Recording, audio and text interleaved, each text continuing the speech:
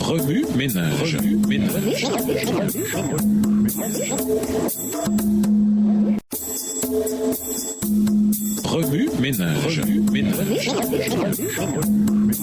Bienvenue dans votre émission Remue ménage. Voilà la leçon de mercredi. Invité, un psaume pour le jour du sabbat. Le 7e jour de chaque semaine, les observateurs du sabbat juif lisent le psaume 92. C'est logique, puisque ce psaume s'intitule Chant pour le jour du sabbat. On peut y trouver un aperçu de l'éthique de l'expérience du sabbat du point de vue de l'auteur. Le psaume 92 commence ainsi. Comme on fait bien de te louer, Seigneur. Psaume 92, verset 2. À la fin de la semaine, le sabbat est l'occasion d'exprimer notre gratitude à Dieu. Il est clair que l'action de grâce ne se limite pas au sabbat, comme l'affirme David, d'annoncer dès le matin ta bonté et pendant la nuit ta fidélité. Au verset 3. Cependant, le sabbat est un jour entier consacré à célébrer le Dieu Très-Haut en chantant. Au verset 2. Pour sa bonté et sa fidélité. David utilise des instruments. Il loue Dieu au son du luth et de la harpe, aux accords de l'alliance. Verset 4. Ainsi, notre culte du sabbat doit s'accompagner de musique, d'une musique harmonieuse, à l'évidence. De plus, dans la veine de l'action de grâce, le ton de l'expérience de culte du sabbat est joyeux. Ce que tu as fait, Seigneur, m'a réjoui. Verset 5. Il y a un temps pour le jeûne et une profonde introspection. Mais ce temps ne s'applique pas au sabbat. Bien au contraire, le 7e jour est plutôt un jour de joie et de célébration. Au verset 4, David introduit le concept de l'œuvre de Dieu. En effet, le jour du sabbat, nous devons réfléchir à l'œuvre que Dieu a accomplie. N'est-ce pas là l'exemple que Dieu nous a donné dès le commencement? Genèse 1, le verset 31 à Genèse 2, le verset 3. Parmi les œuvres de Dieu, il y a sa création. Passer du temps dans la nature pour méditer sur la création de Dieu est une activité appropriée pour le sabbat. En agissant ainsi, nous pouvons mieux comprendre la pensée de Dieu parce que les œuvres de celui-ci révèlent ses pensées. C'est pourquoi David s'écrie « Seigneur, que tes actions sont grandioses et tes pensées profondes »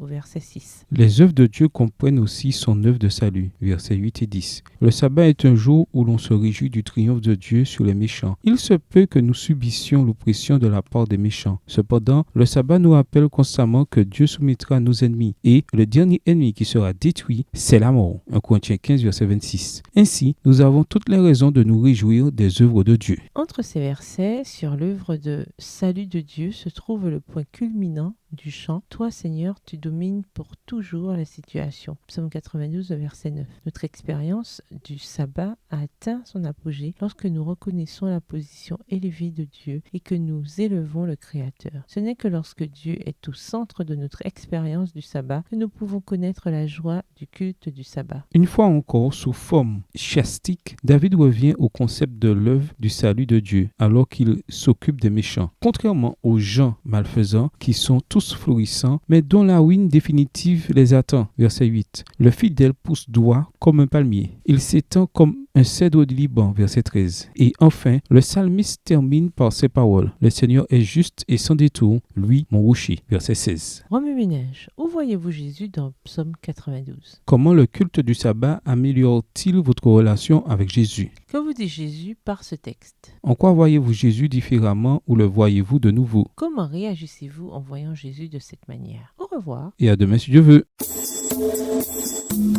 Remue ménage.